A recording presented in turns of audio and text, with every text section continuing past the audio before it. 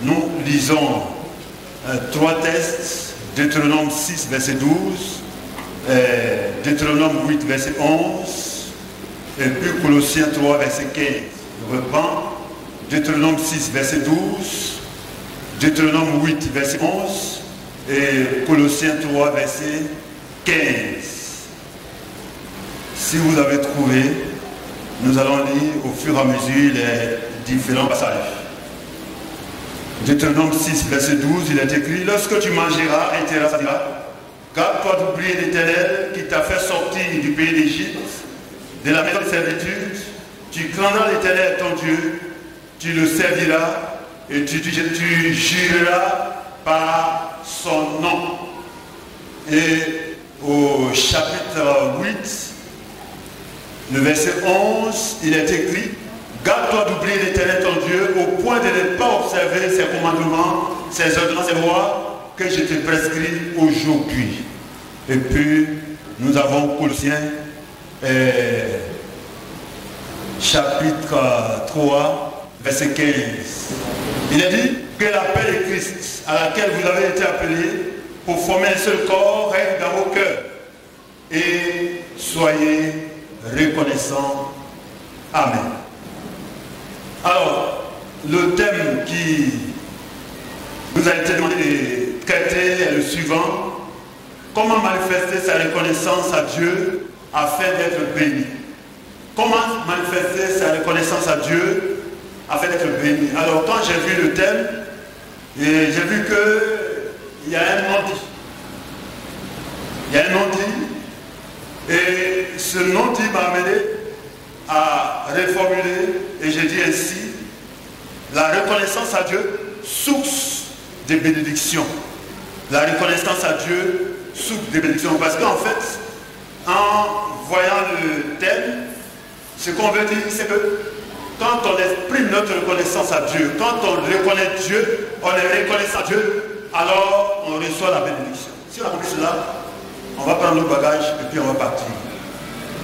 Mais on va pas prendre le bagage parce que il faut qu'on sache ce que c'est que la reconnaissance. Deuxièmement, pourquoi être reconnaissant à Dieu? Comment être reconnaissant à Dieu? Et puis, nous allons tirer une conclusion, nous le ferons en quelques minutes. Et puis, c'est un sujet aussi pratique. David, il est dans le langage quotidien, je dirais, parlant de reconnaissance. Parce que chacun de nous a déjà prononcer ces phrases. Ah, lui là, il n'est pas reconnaissant. Tu n'es même pas reconnaissant. Ou c'est là, il est reconnaissant. On a déjà prononcé ça quelque part, un jour. C'est pourquoi j'ai dit que c'est un sujet pratique qui est dans le langage quotidien.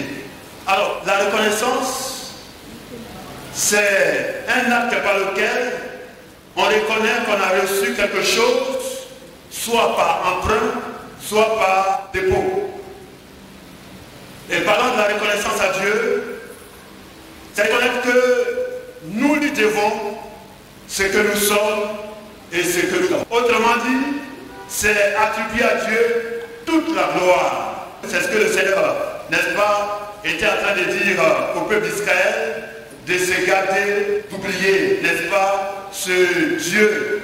Alors que Israël était esclave à l'Égypte, ils ont été esclaves à l'Égypte pendant, n'est-ce pas, pendant des années, et le Seigneur les a fait sortir de ce lieu, de cet endroit, pour les mettre dans un lieu, n'est-ce pas, de délices, dans un lieu de joie.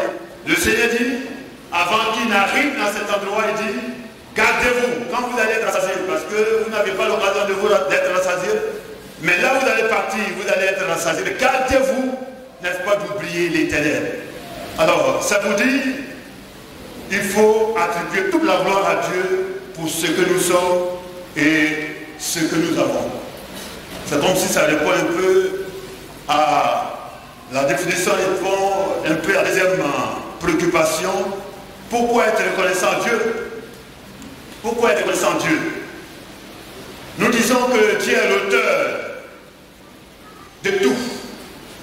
Il est l'auteur de tout, y compris nous-mêmes. C'est lui qui nous a créés. Nous l'avons dit dans la définition, la reconnaissance est donner toute la gloire à Dieu. Dans le psaume 100 et le verset 3, le Seigneur va l'exprimer et dit, sachez que l'Éternel est Dieu, c'est lui qui nous a fait. Et nous lui appartenons. C'est-à-dire nous-mêmes, nous lui appartenons. Si nous lui appartenons, ça veut dire que tout ce que nous avons lui appartient. Dans le psaume 50, le verset 12, le Seigneur s'adressant à Israël dit, si j'avais faim, je ne te le dirais pas, car le monde est à moi et tout ce qui renferme. Non seulement les hommes que nous sommes, tous les hommes appartiennent à Dieu, c'est Dieu les a créés, mais également tout ce qui est dans ce monde que vous pouvez connaître, n'est-ce pas, que même vous ne connaissez pas, toutes ces choses-là appartiennent à Dieu. Dans 1 Corinthiens, le chapitre 4, verset 7, le Seigneur dit que tout ce que nous l'avons reçu de lui. Il dit, car, qu'est-ce qui te distingue?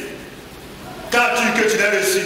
Est-ce que tu l'as reçu? Pourquoi te glorifies-tu comme si tu ne l'avais pas reçu? Nous devons exprimer notre reconnaissance à Dieu parce qu'il est l'auteur de tout. Tout lui appartient. Nous exprimons notre reconnaissance à Dieu parce que Dieu lui-même nous le commande. C'est l'un des devoirs fondamentaux de l'homme envers Dieu. Colossiens 3, verset 15, nous l'avons déjà dit. Et soyez reconnaissants. Et soyez reconnaissants. Alors le chrétien remercie Dieu pour ses dons. Matthieu 14, verset 19. Dieu nous fait beaucoup de dons et nous devons remercier Dieu et lui être reconnaissant pour tous ses dons. Mais nous le remercions également, nous exprimons notre reconnaissance pour sa bonté, pour l'écoute et l'exaucement de ses prières, de nos prières. Nous recevons les choses, nous avons les choses et nous faisons comme si ce n'est pas venu de quelqu'un. Comme si quelqu'un n'a pas fait, si ce n'est pas Dieu qui l'a fait. Ou comme s'il était obligé de le faire. Mais l'autre, il a vu que s'il est guéri, c'est parce que Dieu est bon. Dieu n'était pas obligé.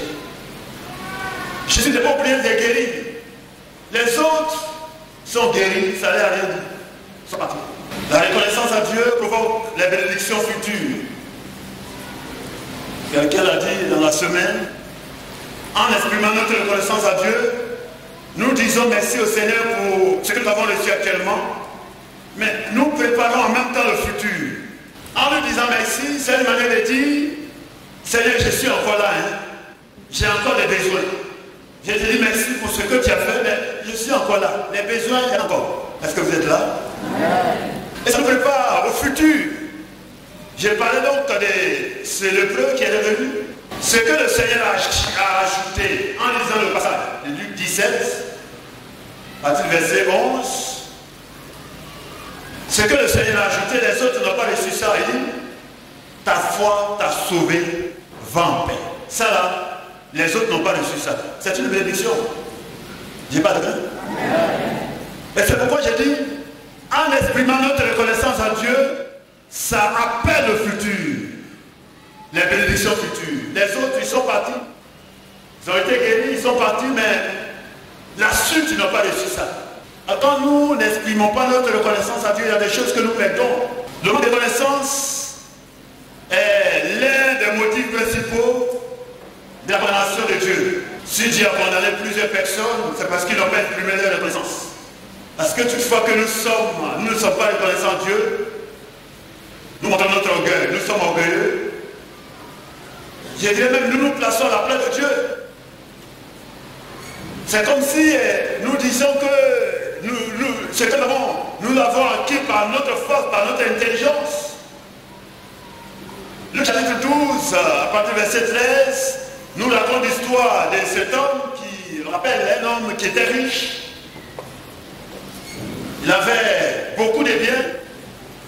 Et puis il dit, l'année là, ces donations ont produit beaucoup. Alors il dit, mon âme, il dit, qu'est-ce que je vais faire? Je vais abattre mes greniers, je vais les agrandir. Je vais mettre tout ce que j'ai là. Je vais emmagasiner là-dedans. C'est vraiment plein de champignons qui ont produit beaucoup. Des champs de riz, mais pas oublier le riz, qui ont produit beaucoup. Et il a eu tout ça. Et il est content. Et puis, il dit, mon âme, repose-toi et réjouis-toi parce que tu as beaucoup à manger. Et le Seigneur va lui dire, insensé. Cette nuit-même, ton âme te sera rédonnée. Et tout ce que tu as dit, ce sera acquis. Voilà quelqu'un. Il pense que quand vous regardez dans son programme, quand vous regardez dans son discours, il n'y a pas une place de Dieu. Hein? Il n'y a pas une place pour Dieu. Il est content parce qu'il a eu beaucoup de riz. Il est content parce qu'il a eu beaucoup de bagnoles. Il est content parce qu'il a eu beaucoup d'ignans. Il est content parce qu'il a eu beaucoup de socos. Il est content parce qu'il a eu ceci, il a eu cela, cacao a produit, café a produit, et coton a produit, et tout cela, nacade a produit, tout cela, il est content. Il va magasiner tout ça, et puis il est content. Il va manger, il va boire, et il va se réjouir, il va mettre la musique, il va danser avec ses enfants, il va danser avec ses amis, et tout ça, voilà tout son programme. Il n'y a pas de programme pour le donateur. Il a pensé que c'est sa force, son intelligence, parce que peut-être qu'il a appris des techniques, comment faire pour que les commandes puissent produire bien. Peut-être qu'il a appris tout cela, il n'y a pas longtemps, et puis on m'a parlé d'un frère du village qui produit beaucoup, ses plantations de cacao produisent beaucoup. Puis les autres, pas de lui, quand le temps arrive, c'est plusieurs sacs de cacao, il vend au fur et à mesure. Et je disais, mais comment lui fait? Quel est son secret? Puis vous n'avez pas la même chose. Et puis il y a mon petit frère qui lui montrait un peu qu'il allait apprendre chez les agricultures comment planter, mettre les plants de cacao en terre pour que ça puisse se produire. Beaucoup tout cela, il a appris cette technique-là. Peut-être cet homme-là, il avait appris tout ça. Donc ça produit. Et pour lui, c'est à cause de toutes ses connaissances, avec tous ses techniques, parce que certainement il a le meilleur endroit pour planter, les bonnes terres pour planter. Pour lui, c'est à cause de tout cela qu'il reçoit beaucoup de production. Mais il a oublié le donateur. Je voudrais dire ce matin, quel que soit ce que nous savons, ça vient de Dieu. Vous êtes docteur, vous avez un doctorat, vous avez une maîtrise, vous avez une licence, vous avez le bac, ça vient de Dieu. Vous travaillez, ça vient de Dieu. Vous avez un bon salaire, c'est la gloire de Dieu. Vous avez une voiture, ça vient de Dieu, c'est la gloire de Dieu. Vous vivez dans votre propre maison, c'est la gloire de Dieu. Vous n'êtes pas meilleur que quiconque. Dieu vous a fait grâce. Vous savez qu'il y a des gens qui ont fait effort comme vous pour aller à l'école. Ils ne sont pas arrivés loin. Ils sont bien devenus, excusez-moi, malgré tous les efforts qu'ils ont fait, ça n'a pas marché. Il y en a même qui ont aussi des diplômes comme vous. Certainement que vous connaissez vos amis qui sont allés à l'école et qui ont eu le diplôme. Ils sont bien devenus, ils n'ont pas grande chose. Comme on le dit, ils cherchent encore. Alors si vous êtes à ce niveau, vous avez un bon salaire, vous avez une bonne économie, vous avez une voiture, vous avez votre maison, ce n'est pas que vous êtes les autres, ce n'est pas que vous êtes spécial, ce n'est pas qu'il y a quelque chose de spécial sur vous, c'est la grâce de Dieu. Il faut exprimer sa reconnaissance à Dieu. Ce genre de personnes, le Seigneur dit, insensé. Parce que dans son programme, il n'y a pas la place de Dieu. Il n'y a pas la place de Dieu. Bien aimé, nous devons être reconnaissants. Parce que tout ce que nous avons lui appartient. Il n'y a rien, je dirais absolument rien que nous avons qui vient de lui. Nous ne sommes rien sans lui. C'est lui qui nous a créés, nous sommes ses créatures, nous lui appartenons. Tout ce que nous avons lui appartient. C'est lui qui nous fait grâce pour d'avoir ci, d'avoir cela. C'est une grâce de Dieu. Nous ne méritons pas. C'est une grâce de Dieu.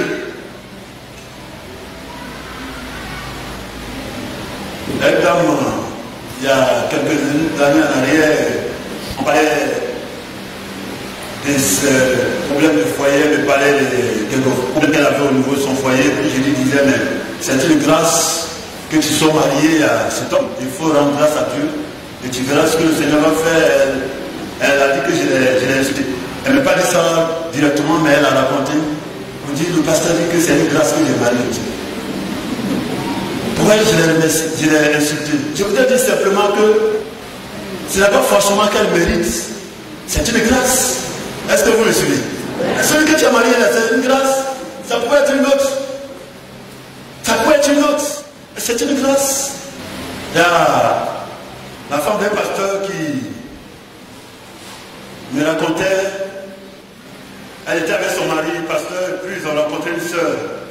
La soeur, le pasteur avait tenté de se fiancer à celle-là, et puis après elle a refusé. Et donc elle s'est mariée à celle qui était maintenant sa femme, donc elles ont rencontré, et puis le pasteur dit, c'est ma première fiancée. Et la femme du pasteur dit, ah sœur, merci, tu m'as donné une place. Ah oui, c'est une grâce, c'était pour elle, elle a refusé. Merci, parce que tu m'as donné une place. Elle a bien remercié. Je ne méritais pas. C'est toi qui l'as vu tenir, puis toi tu as refusé. Parce qu'il y a des gens qui refusent la bénédiction comme ça, qui ratent la bénédiction. Tu pouvais rater ta bénédiction envers celui qui t'a marié, et puis une autre allait la prendre. Tu allais voir tes yeux pour regarder seulement. Parce que seulement tu me racontais une sœur de la gare qu'il a vue récemment. Il devait se marier à un pasteur, il est aujourd'hui le grand pasteur, entre guillemets, non, pasteur, parce que le grand pasteur c'est Jésus, du mouvement. Et il disait qu'il a rencontré ta sœur, et puis il dit, ah sœur, tu as vu, tu as refusé. Et puis il dit, pasteur, j'ai raté. Donc c'est possible de rater. Alors si tu n'as pas permis que tu rates, c'est une grâce. Les personnes ont dit Amen. Et c'est ce que je voulais dire simplement, elle dit, je l'ai insulté. Mais c'est une grâce, c'est pas un mérite. Ça peut être une autre, tu n'es pas la meilleure, tu n'es pas la plus belle. Mais si tu as permis que ce soit toi, c'est une grâce. Il faut rendre grâce à Dieu, il faut remercier le Seigneur, il faut être reconnaissant à Dieu. Parce que c'est lui qui fait grâce. Troisièmement, comment être reconnaissant à Dieu? La reconnaissance, c'est avant tout, d'abord, une attitude de cœur.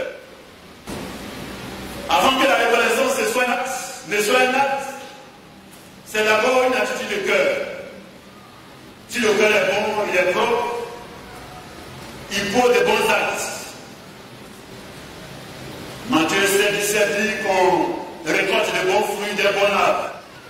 Si l'arbre est bon, les fruits qui viennent sont bons. Et si l'arbre est mauvais, les fruits sont naturellement mauvais. Donc le cœur, qui est bon, qui est propre, il faut des bons actes. De bons actes de reconnaissance. Et pour que le cœur soit bon, il doit être entièrement à Dieu. Quelqu'un a déjà parlé des Macédoniens. Dans 2 Corinthiens, à partir du premier verset, parlant des Macédoniens qui ont fait un don pour l'église de Jérusalem. Et l'apôtre Paul, en parlant, il dit, ils se sont donnés eux-mêmes d'abord à Dieu. C'est pourquoi j'ai dit, le cœur, pour qu'il soit bon et qu'il faut de bons actes, il faut qu'il soit entièrement à Dieu. Parce que c'est lui qui lave le cœur, c'est lui qui purifie le cœur. La Bible dit, le cœur de l'homme est tortueux par-dessus tout, il est méchant. Et comme il est ici, il ne peut pas poser de bons actes naturellement. Mais quand il est transformé par le Seigneur, alors il peut poser de bons actes. Et c'est pourquoi il faut que le cœur soit d'abord entièrement à Dieu.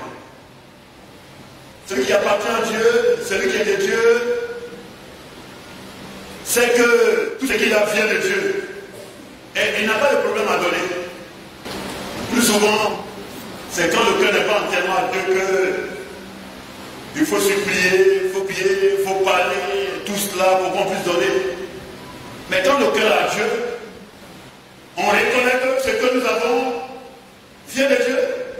Et alors, on donne facilement. Mais je dirais aussi que la reconnaissance, c'est une culture. Si elle veut parler, on a la culture du donner. On n'a pas besoin de faire beaucoup de tapage autour de nous pour qu'on puisse donner facilement. Il y a des régions où les gens n'ont pas la facilité de donner. Excusez-moi de le dire. J'étais dans une région, je ne dirais pas non. Et puis, il y a quelque chose qui nous surprenait. Quand on fait des dons aux gens, ils reçoivent ça, mais ça ne dit rien. C'est-à-dire quand tu donnes à quelqu'un, tu reçois quelque chose en retour. C'est quoi? Un remerciement et puis l'attitude de le prier. On sent qu'il est content de recevoir. Mais eux, ils reçoivent. Mais on ne sent rien. Ça nous étonnait, mon élément est plus. Avec le temps, on a vu que c'est parce qu'eux-mêmes, ils n'ont pas l'habitude de donner. Est-ce que vous me suivez? Ils n'ont pas l'habitude de donner, donc quand ils reçoivent, bon, ça a du bien. Par contre, on est dans une autre région, dans une église, j'étais dans une église, et puis, il y avait un monsieur, il était dans un village, un peu loin de la ville. Lui et son épouse, ses enfants, ils étaient les seuls qui étaient du village. Donc, le matin, ils viennent au culte en ville. Oh, il allait voir un jeune dans un vélo pour aller appeler, pour aller les chercher. Aller chercher ses femmes, il avait 2 femmes. Afin d'aller chercher la famille. Parce qu'ils ne pouvaient pas supporter qu'on puisse partir comme ça. Et quand ils sont allés les chercher, nous on ne savait pas, on causait. Ils faisaient tout pour nous retarder par certaines choses, des causeries. Rentre ici, tout ça, apprendre des choses. Puis on est resté là, on parlait, et puis d'un coup on les voit. Le monsieur, il avait ses femmes, il avait plein de chaussures, les vélos. Ils sont venus. Et quand ils sont arrivés, les femmes, rapidement, ils sont rentrés dans la cuisine. Préparés. Quand on a fini de manger, et puis le monsieur, il a fait un autre bagage. Il a fait plein d'ignards, des poulets, il y avait des campements avec des poulets. Le vieux a dit. On a dit, il était satisfait. Ça m'a marqué. Ça m'a marqué. J'ai dit, voilà, quelqu'un qui a la culture de donner. Donc lui, quelqu'un vient, l'étranger vient, ce n'est pas normal qu'il le retourne comme ça, bien. Il n'a pas marché, il retourne les mains vides. Quand on a la culture de donner, on n'a pas besoin d'être riche pour donner. On n'attend pas d'être riche pour donner. Quel que soit ce que nous sommes, quelles que soient les situations, quels que soient les endroits, on donne facilement. La Bible raconte l'histoire des veuves. Devant Jésus, les gens faisaient les offrandes. Et puis, elle n'avait rien parce que la Bible dit que c'est tout ce qu'elle avait là. La seule pièce qu'elle avait, c'est ce qu'elle a donné. Il y en a des riches qui ont donné, ils ont donné aussi.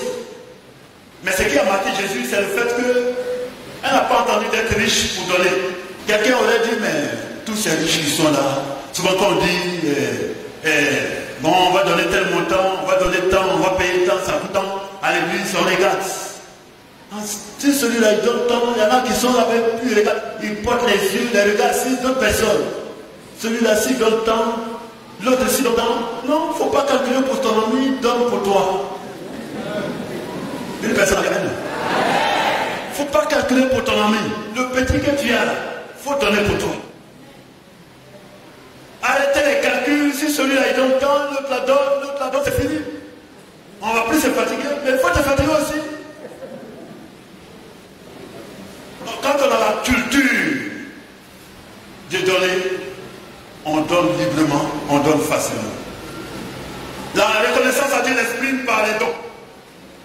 Offrande d'action de grâce, offrande volontaire et libérale. De façon libre, on donne. Celui qui sait donner aussi, il sait apprécier les dons.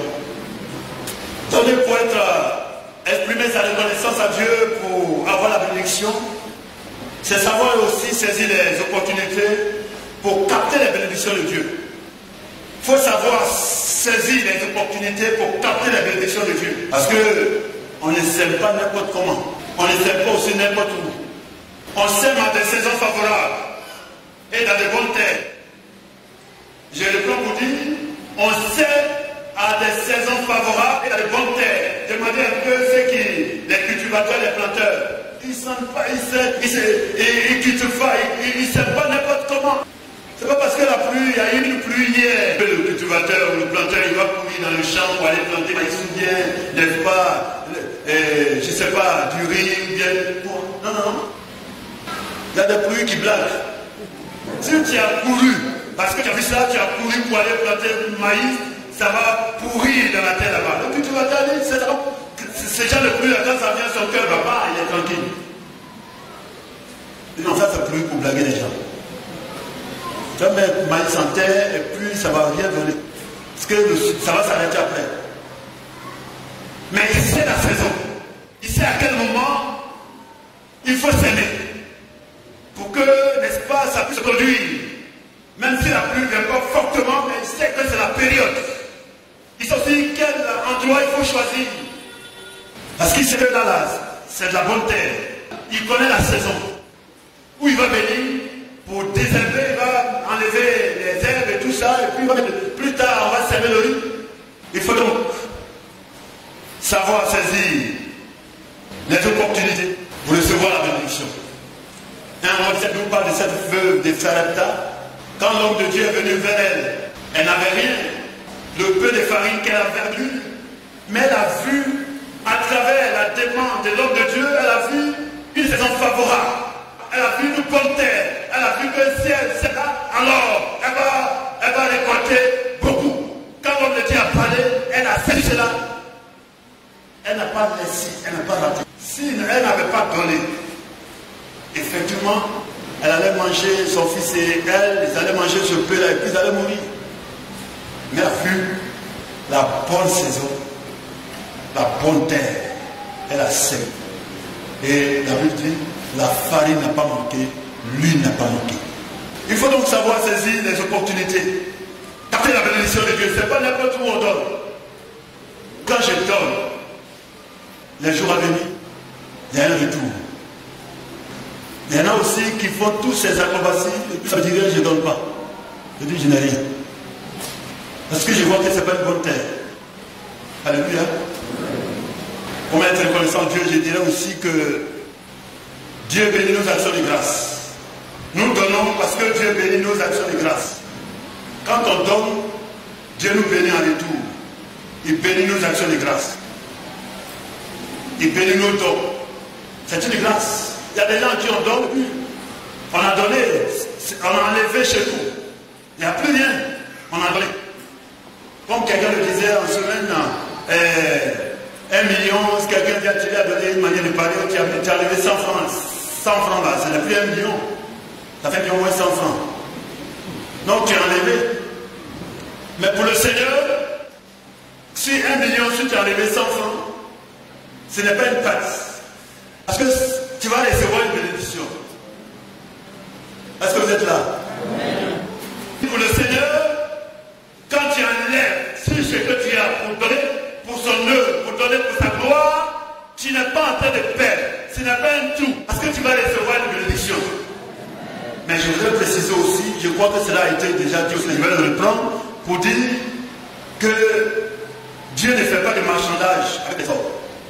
Ça dit que, comme on dit Dieu béni, vous savez, les témoignages qu'on attend souvent, qu'on aime, que, mes soeurs, Dieu est bon.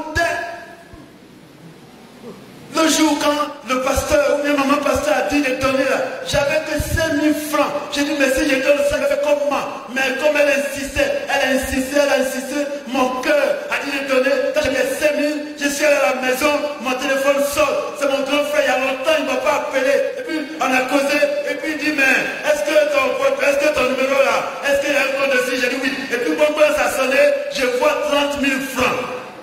Voilà. On est content. Pour 5 000 francs seulement, j'ai reçu 30 000 francs, ou bien 50 000 francs. Alors, si quelqu'un attend ce témoignage-là, elle a donné 5 000 et puis elle a eu 5 000. Donc, lui, il va venir mettre 5 000 francs dedans. Ou attends, il va faire le calcul.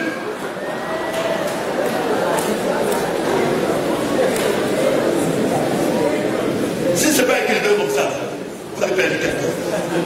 Parce que quand il va donner, Dieu n'est pas obligé de donner comme l'autre. Est-ce que vous êtes là? C'est sûr que Dieu va bénir. Mais il n'est pas obligé de faire le même calcul que celle qui a donné 5 000 et fait la 50 000. Alors quand lui n'a pas bien compris, il va retourner pour dire non, dans l'église, il blague les gens. Elle a donné 5 000, elle a reçu 5 000, et puis moi j'ai donné 5 000 francs depuis là, je ne reçois rien. Ce n'est que des problèmes sur des problèmes. Vous voyez?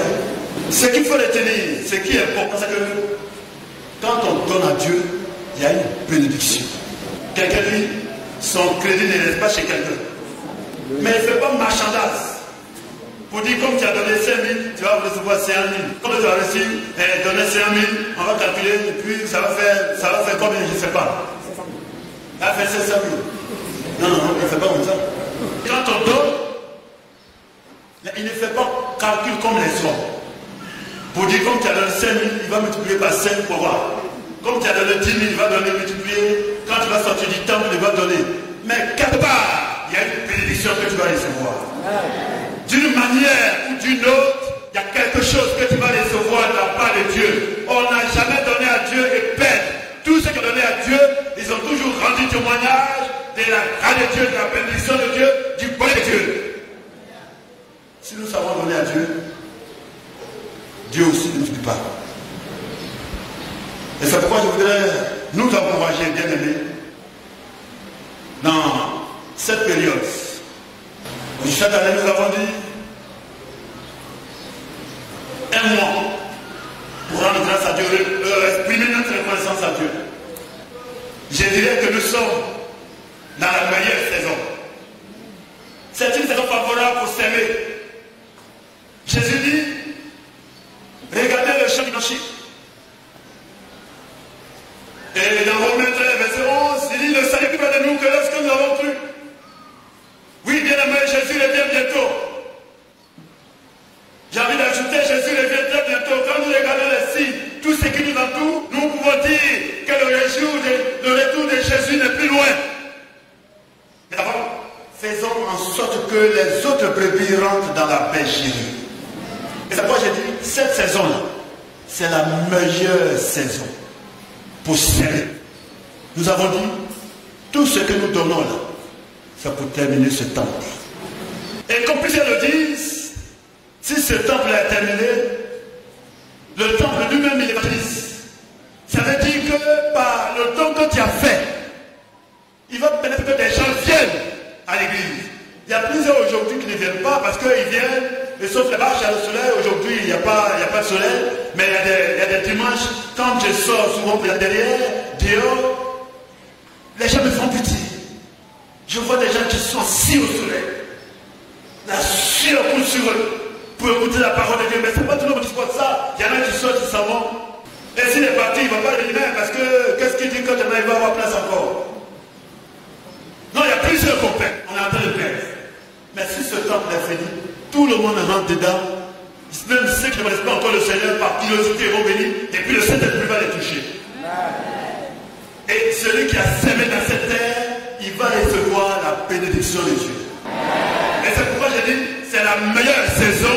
Il y a une bonne terre qui est là où il faut s'aimer. Que le Seigneur nous aide. Et que nous puissions saisir cette opportunité. Comme je l'ai dit, il y en a plusieurs qui vont venir après moi. Pour encore vous parler. Pour encore nous parler. Pourvu que nous écoutions. Et que nous nous exécutions. J'ai terminé en disant ceci.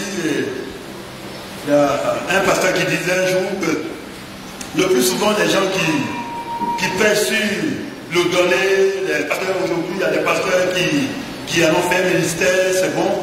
Mais il disait le plus souvent c'est les hommes de Dieu qui prêchent sur le donner, tout ça. Ils rendent témoignage. Tel frère a donné tant. Et puis voilà ce qui s'est passé. Tel frère a donné tant. Voilà ce qui s'est passé. Ils rendent témoignage des frères, des sœurs, de telle personne qui a fait tel acte. Et puis Dieu a béni tout ça. Mais il dit, le plus souvent eux-mêmes, ils ne rendent pas eux-mêmes leurs témoignages. L'expérience de donner. Et comment tu as fait pour qu'ils puissent en faire aujourd'hui un ministère. Peut-être par l'humilité. Mais ce serait aussi bon de rendre ce témoignage. Alors quand j'ai entendu ça, ça m'a touché. J'ai dit, mais c'est une réalité. J'ai dit au Seigneur, moi je ne veux plus parler de donner. Et puis je ne vais pas faire des gestes. Alors quand ce programme est venu, et puis j'ai vu que j'étais programmé pour aujourd'hui, mais après, il y a un pasteur qu'on a invité qui a dit qu'il allait commencer, il devait commencer aujourd'hui pour aller jusqu'au dimanche prochain. J'ai dit merci Seigneur, parce que dans la période là, je n'ai rien. Non, je vais aller encore dire, donner. Les gens vont venir, vont courir, ils vont entendre le message, et puis ils vont venir donner, et puis moi-même peut-être c'est 1000 francs, je vais mettre dedans. Non, Seigneur, je ne veux plus faire ça. Donc j'étais content parce que je ne suis pas dans le programme, je ne vais pas parler. Et puis, quand il a appelé la semaine pour dire qu'il ne peut plus, on s'est retrouvés, le président n'était pas là, on s'est retrouvés entre nous, on a fait, et puis on a essayé d'appeler d'autres pasteurs pour le remplacer, tout ça ne marche pas, partout en tout ça ne marche pas. En fait, tout c'est tombé sur moi. Les autres disent, bon, comme toi-même c'était ton jour, il faut t'en... Donc, j'ai dit, mais Seigneur, pourquoi tu me fais ça? Parce que, actuellement là, il n'y a rien. D'après les jeunes, c'est mou. C'est chaud, et puis tu me programmes, je vais prêcher encore comme avant là. J'ai prié, j'ai demandé un montant à Dieu, et puis il ne m'a pas exaucé. Il ne m'a pas donné, j'ai attendu là, il ne m'a pas donné. Et j'ai prié, j'ai dit non, je ne vais pas continuer, j'ai déjà dit à Dieu que je vais parler comme ça et plus rien, sans faire des gestes, c'est pas possible. J'ai demandé au frère Ousséni, il m'a dit à peu près. Attends, depuis là, on donne son nom, on parle de donner, on peut donner. Tu attends combien? Et puis tu vas donner les clés au pasteur Pesca. Et puis il m'a dit le montant. Quand j'ai fait le calcul, j'ai vu que si nous trouvons 500 personnes qui donnent 200 000, demain matin aussi, lui donne les clés du temple au pasteur Pesca. Ça peut dire que le temple sera fini. Bon, ceux qui savent faire les calculs, ils ont déjà fait le calcul.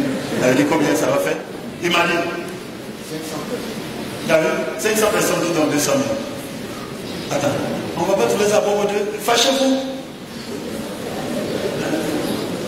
Vous voulez entendre d'autres messages.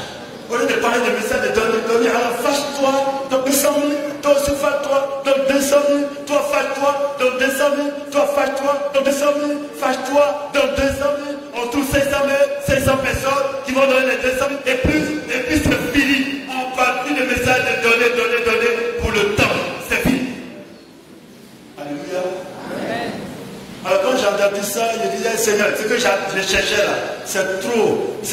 Tu ne vas pas donner, mais au moins, il faut un peu, ce qu'il a dit là, moi aussi je vais donner.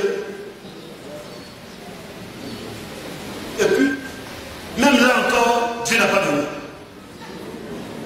Alors, et puis je vois que les heures arrivent. Je priais la nuit. Puis ce qui est venu sur mon cœur, j'ai lutté avec. Vous n'êtes pas obligé de faire comment. Mais je l'ai reçu. J'ai lutté avec. Ce que j'ai reçu, c'est de donner mon loyer. Alors, si je viens squatter chez vous, c'est parce que j'ai donné mon loyer et puis on m'a chassé de la maison. Donc, préparez une place. Ça ne vaut pas, mon loyer ne vaut pas, être 200 000, hein, mais dimanche prochain, je vais compléter pour faire les 200 000. S'il y en a qui veulent se fâcher, pour que ça finisse, faites comme moi qui vous bénisse. Prions le Seigneur. S'il est le chemin qui mène au paradis. Mais si tu te donnes à Jésus, tu auras